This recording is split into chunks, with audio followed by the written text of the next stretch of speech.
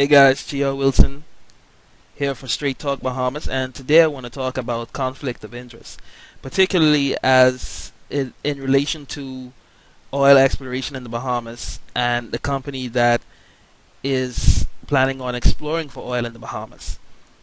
But conflict of interest is not something that is new to the Bahamas. We've had it for years, and I think probably some of the most recent times we've had the Shane Gibson, Anna Nicole immigration citizenship scandal, Shivago Lang and the Monavi scandal. I think that is still before the courts.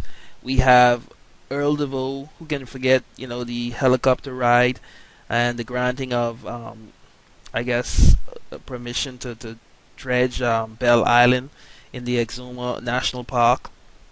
Brent Simonet, this was a recent hot, I guess, controversy. Brent Simonet and the hot mix controversy. So, with all these controversies and conflicts of interest, I think it's time that we really look at having a serious, robust conflict of interest policy. We need to have a clear framework for, what government officials can be involved in, or at least what their I think there's some disclosure going on, but it seems to be that the persons in authority seem to really not understand or not care about conflict of interest and what the ramifications are.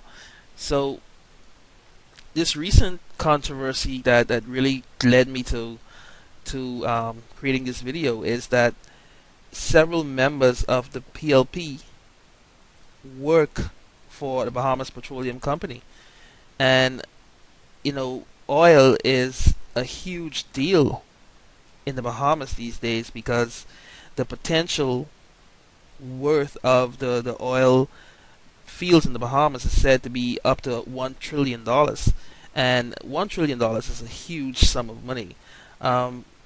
If you don't really grasp it, 1 trillion is equal to 1,000 billion, and by comparison, our gross national product is $7.5 billion. That's what we produce in revenue per year for the entire country. National debt is $4.2 billion. If you look at that, it's a huge deal. I mean, $1 trillion. The stakes are extremely high.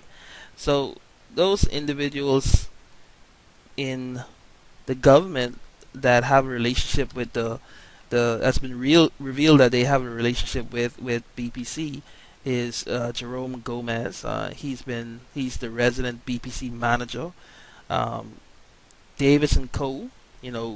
Deputy leader of the PLP, Brave Davis.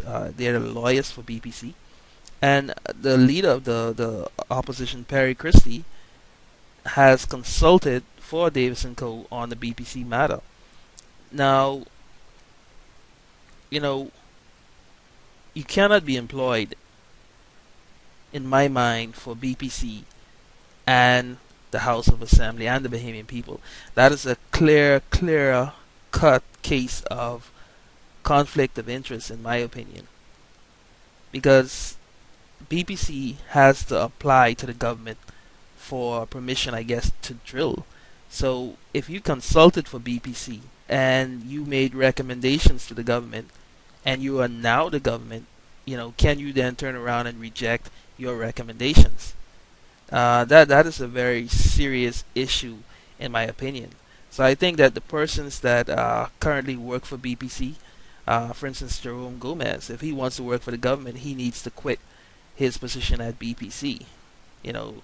I don't know. You cannot say that a lawyer cannot make money, but it's kind of a tight situation when you have a private client and then you have this position of influence in government.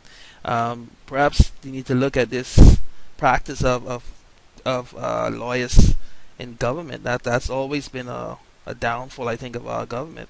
And Perry Christie, as a consultant for Davis and Co., I think he made recommendations to BPC, and now he's the leader of the opposition. So will he then turn around and reject whatever recommendations he made, or say, that just it just doesn't sit well with me. So I think what I'd like to see from the opposition right now is a clear communication to the public about what their intentions are in regard to the BPC situation. I think that I'd be satisfied if they say that, we will not sign anything without coming to the public first. And I don't mean coming to the public after you've already agreed to some memorandum of understanding, like I think the F&M did with BTC. There was a memorandum of understanding. Several months later, it was in Parliament, and 2 or 3 weeks after that, it was signed. I want, before anything is signed, it's discussed publicly with the public, and we need a clear commitment to transparency from the PLP administration.